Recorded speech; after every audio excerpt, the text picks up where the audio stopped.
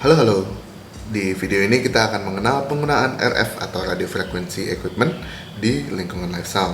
Jadi penggunaan RF di live sound itu sebenarnya cukup luas. Kita bisa dari kontrol konsol jarak jauh menggunakan WiFi, sampai kita bisa menggunakan kegunaan kabel pada mikrofon maupun in-ear monitor. Sehingga secara garis besar penggunaan RF pada live sound itu untuk memberikan kebebasan bergerak bagi penggunanya. Nah, di sini kita akan membahas dua alat yang sering kita jumpai di panggung live sound ya.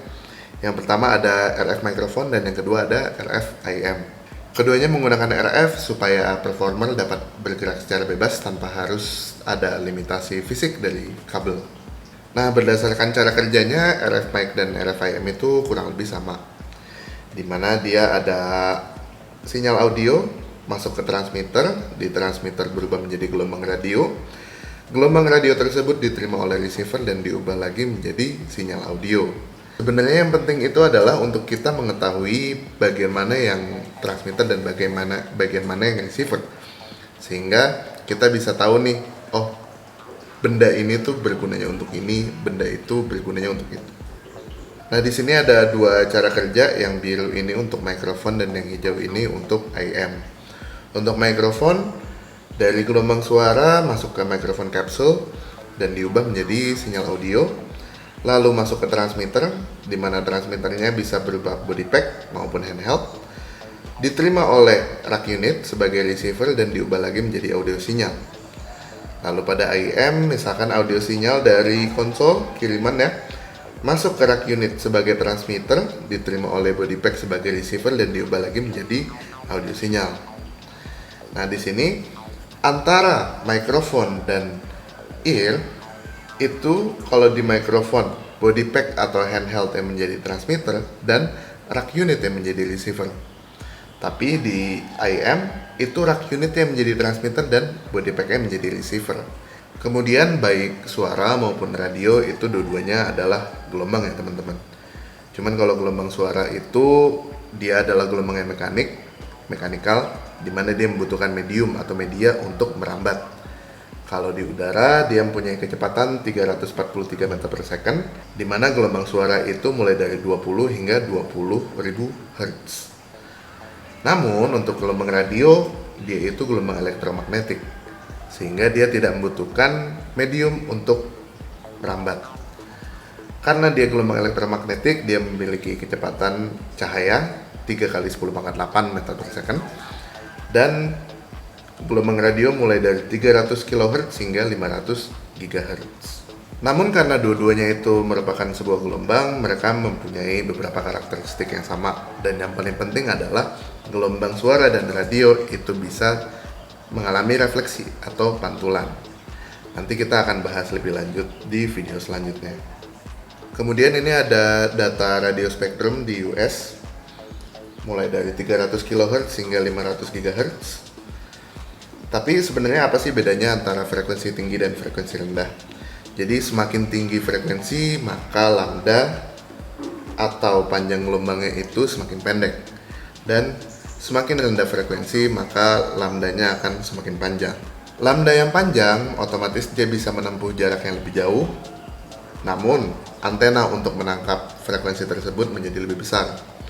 Sedangkan untuk lambda yang pendek, dia lambdanya kecil sehingga dia tidak bisa menempuh jarak yang jauh, dan antena untuk menangkap sinyal tersebut semakin kecil.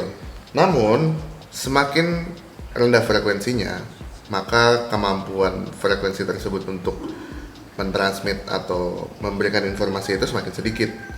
Sedangkan semakin tinggi frekuensinya, maka lebih banyak data yang bisa kita lewatkan. Kemudian ini adalah frekuensi band yang banyak digunakan di US, dan sebenarnya ini kurang lebih mirip ya di seluruh dunia. Ada VHF, ada UHF, 900, 1,9, 2,4, dan yang baru-baru ini marak itu ada di 5 GB 5G ya. Nah, untuk benda-benda pro audio itu kebanyakan di UHF teman-teman. Walaupun ada beberapa produk yang main di 900 dan 1,9. Dan untuk entry level atau prosumer itu biasanya main di 2,4 atau 5 GB. Ini kalau di Shure itu kalau nggak salah ada GLXD, dan kalau di Sennheiser itu kalau nggak salah yang pakai range segitu tuh XSW. Nah, kenapa barang-barang prosumer atau entry level itu menggunakannya 2,4 atau 5 GB? Yang pertama karena frekuensinya lebih tinggi, otomatis antenanya bisa lebih kecil dan cost-nya akan menjadi lebih murah. Dan yang kedua, untuk menggunakan 2,4 dan 5 GB itu tidak perlu lisensi, jadi siapapun bisa memakai frekuensi tersebut. Nah, kebetulan di Indonesia tahun 2024 Kemenkominfo itu mengeluarkan regulasi RF yang baru, di mana untuk kita di Pro Audio itu kita mendapatkan range 487 hingga 694 MHz untuk wireless microphone, wireless ear, dan segala macamnya. Jadi kalau misalkan kita ngelihat data di atas ini adalah wireless workbench. Yang di bagian atas ini adalah range dari Sennheiser, dan yang bagian bawah ini adalah range dari produknya Shure. Kalau kita ngikutin regulasi, itu kita hanya bisa bermain di area yang hijau ini, teman-teman. Jadi ada beberapa range yang tidak bisa dipakai.